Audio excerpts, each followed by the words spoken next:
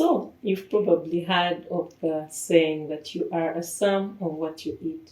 Well, it's true, and I am no carrier of bad news, but in this video I'm going to help you, to give you a guide on how to eat for better results with your menstrual cycle, how to eat across the menstrual cycle so that you are healthier and you experience your cycle better. Hi, my name is Lucy. I'm a medical clinical officer and a health educator with a female sexual and reproductive health branded as Mukazi Wellness. Well, let's get into it. The female menstrual cycle is divided into two phases, but for better understanding, we're going to understand them and divide them further into four. We start the cycle on the day one, the day when you see your period. So we're going to go through that. So day one, when you see your period, which foods should you eat for a better cycle? If you are a person that experiences cramps or heavy period, it is recommended that you eat anti-inflammatory foods. Well, in the video before, we talked about inflammation and the anti-inflammatory foods. Well, these are foods that help the body to heal, I would say, and they help to reduce on the pain that we experience during the period. So foods or spices like ginger, turmeric, vegetables like pineapples. Pineapples are fruits like pineapples, vegetables like spinach.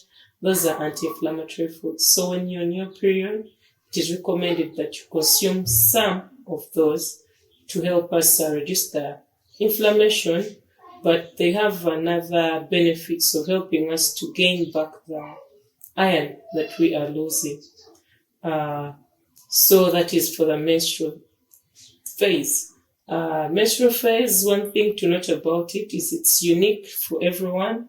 Some is 3 days, some is 2, some is 4, but anywhere from 3 to 7 is normal. So those are the recommended. From the menstrual phase, we go into the follicular phase. The follicular phase, this is a time when your body is working to produce the egg. So depending on whichever phase you're on in your life, whichever season you're in, if you're trying to conceive or if you're just trying to have a normal cycle, it is good to eat foods that are rich in zinc for us to have a healthy egg. Foods that are rich in zinc and the folic acids. These are the vegetables still, but also paying attention to the zinc. We have the pumpkin seeds. Those will do us good to give us some zinc. We have the hemp seeds. We have the flax seeds.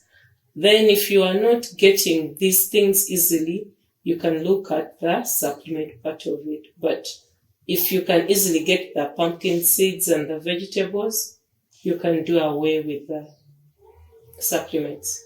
So from the follicular phase, the egg will fully mature, and then we shall go into the ovulation. So now on ovulation, we need more of the vitamins to help us have the egg easily without experiencing signs of ovulation pain and the different symptoms that come with ovulation. So a simple thing or just something to note about ovulation pain. Ovulation pain should not last beyond 2 days.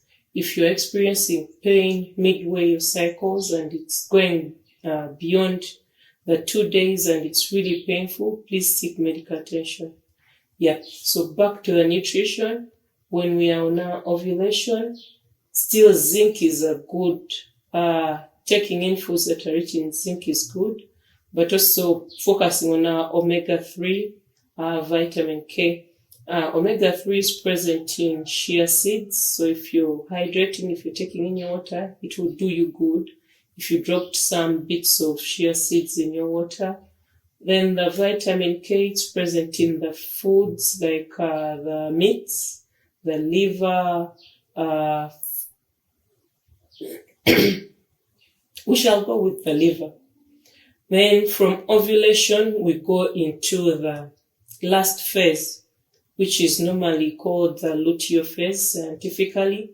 This is the phase that most of the times gives us problems as women. The phase where we experience things like mood swings, irritability, where you're easily angered. Yes, and these things are all caused about by the hormonal change. In the last phase, the luteal phase, the levels of estrogen and testosterone go low, and now the dominant hormone in this phase is progesterone. So progesterone gives us those different side effects, or the reduction in estrogen will also give us that. So how do we eat to manage these symptoms? Well, we shall eat foods that are rich in magnesium. We shall eat foods that help us to detoxify the liver.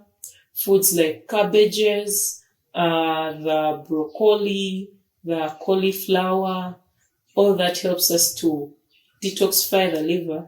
The liver is that organ that helps us to clean the body. So when the liver is clean, it will also quickly break down anything that could linger around.